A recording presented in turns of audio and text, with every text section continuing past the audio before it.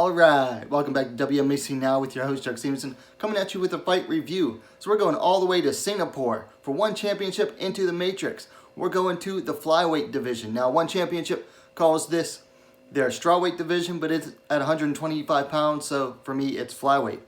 Championship belt, the champ, the panda, Xiong Jingnan, coming in at 14-2, taking on the challenger, Tiffany Teo, coming in at 9-1. Now these two first fought in January 2018 for the inaugural title, with Xiong coming out ahead via fourth round TKO. So first round, it was largely fought at range. Xiong went high-low with her punches to get inside, but she also, made some nice use of her overhand right, which is her biggest tool. It's like her go-to. Now Teo started to find the mark with her jab later in the round, and there were some occasional kicks thrown by each. Second round, Teo mixed up her strikes more. Xiong, though, she stopped throwing as many combinations, started headhunting. Now, there was a really nice low kick by Xiong that forced Teo to drop to one knee for a second, but Xiong let her back up. Teo got a takedown at midpoint, but Xiong, it was near, excuse me, it was near the cage, so Xiong was able to get to the cage and get back up. But Teo pulled her back down, and Xiong landed in Teo's half guard. Now Teo basically kept Xiong nice and tied up, and she was on her side in half guard. But Xiong was eventually able to get out of that and start landing some hard punches to the head to the grounded Teo. And the round, I think Teo got up after that for the last 10 seconds of the round. Third round. Now Xiong slowed down with her punches, started really throwing just one at a time. Her low kicks were effective though. Teo landed a right high kick that Xiong answered with a heavy hook a moment later. I mean, it was nice. Teo got that nice right high kick. Xiong kind of nodded and smiled at Teo, then threw a jab and a really nice hook that landed hard on Teo. Teo also landed a really nice front kick as Xiong was coming in to strike the body and went low. Teo landed a nice front kick to her face as well. Fourth round, it was pretty much similar to the first three rounds. Teo just didn't have an answer for the overhand right of Xiong. Now what Teo did do though was she managed to circle Xiong into the cage, clinched, tried to go for a takedown but was unsuccessful. I did like though when she broke it off, she landed a couple nice punches to the head of Xiong. Fifth and final round. Now this was the first fifth round of Teo's career, and last time they faced each other, it was stopped in the fourth. So this was already a bit of a milestone here for Tiffany Teo. She advanced, but Xiong excuse me, was able to circle and counter effectively. However, Teo again was able to circle Xiong into the cage and get the clinch. Landed a couple of nice knees, tripped, and she finally got a trip takedown that landed for her. Now Xiong was able to get back up, but she ate some knees on the way back up. Xiong started to counter again, almost leaned into several kicks from Teo. Teo started throwing some kicks. First one Xiong kind of was almost leaned into in order on her way to countering, and then she did it several more times.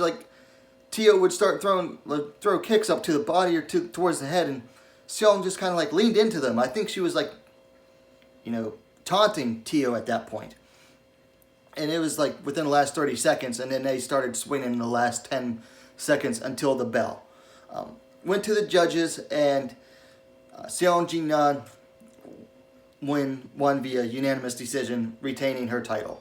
I thought it was a good fight.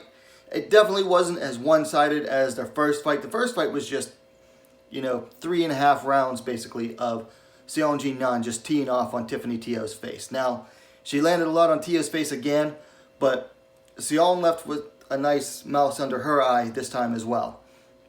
I thought Teo showed some good improvement, but just not enough. I mean, for all the improvement, for all the good work that she's done in 2.5 years, almost 3 years since the first fight, it just wasn't enough. Xiong is just that much better. And I think Xiong showed improvement since their first fight as well.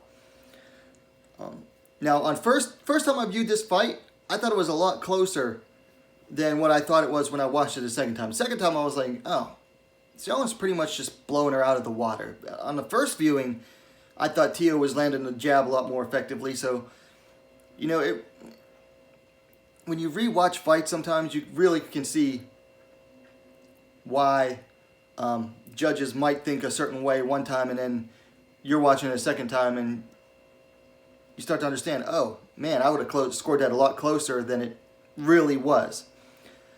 So this is why I really like to watch fights at least twice before I do a review. I try not to do immediate fight reviews like right after the fight ends, because they're just not as honest. They're more emotional, and you just don't get as firm of a grasp of what you're watching as when you can watch the replay, pause, jot down what you've watched, and then keep going. Now, I was surprised. Xiong said she was disappointed with her performance. And a lot of it was due to not being able to train as effectively during COVID. Singapore was locked down for a good while. She couldn't do any training. Now, she did work out some drills with her coach online. And she said she did a lot of that. But she said, you know, not being able to spar as often definitely affected her. And I can understand that. Now, for things to work on. For Teo, you know, she just did not have an answer for Xiong's overhand right. And it is a big looping punch. And, you know, I agree with the commentators, the way they described it was it's almost a punch, but then it almost turns into like a hammer fist, because the way she hits, the way it lands, it almost lands on the side of her hand. But it's really effective and very accurate. So for Teo not to have an answer for that, it was just a big failure on both her and her team's part to prepare for this. You gotta watch out for, you know, if your opponent has a go-to weapon, you gotta prepare for it. Granted, Xiong's so accurate, maybe they did prepare for it and it just didn't work out. I don't know. Also, I thought that, you know, she was very effective when she was able to circle Xiong into the cage to clinch with her to go for the takedown. She probably should have done that earlier and more often in the fight. Now for Xiong, she was headhunting too much, and she did this a lot in her second fight with Angela Lee. Gave up mixing up her strikes and started headhunting. She does a lot better when she mixes up her strikes. I mean, when she was going high-low or low-high with her punches, she was landing every time. And then when she started headhunting more, she started missing more. She's got to mix up her punches more. Now, for fights to make, this is where it gets tricky. And One Championship, honestly, they need to do some recruiting, because I don't know who either of them could fight right now. Because between the two of them, and just how small the One Championship 125-pound division is, whoever Xiong hasn't already beaten, Tiffany beat. So, and fairly recently too. So, the only two people that Xiong hasn't beaten would be Ayaka Miura and Michelle Nicolini. And neither of them have more than a single win. Well, Miura has no wins right now because she just lost to Teo earlier this year. And Nicolini is 1-1 in her last two fights, I believe. So, One Championship really needs to do some recruiting to start off the new year and build this division better so that they can have some fights for both of these two to match up against with that aren't, you know, rematches. And now Xiong said she could be tempted to go back down to the one atom weight, 115-pound division and fight in their upcoming Grand Prix if she's asked. So she does have that as an option if One Championship asks her and she wants to do it. Personally, I think it's more important that she pressures One Championship to, you know, do some recruiting. Okay, so those are my thoughts on this fight. I thought it was a very good fight. Nice championship bout. Went all 5 rounds, but wasn't a boring round throughout the fight. I mean, it was, you know, constant action pretty much throughout. So anyway, let me know your thoughts on it in the comments down below. If you like the video, please give it a like and share it as well. That's how the word spreads. And while you're at it, go ahead and subscribe to WMMA Scene Now, the most complete women's mixed martial arts dedicated platform on YouTube. Thanks for watching. We'll see you next time.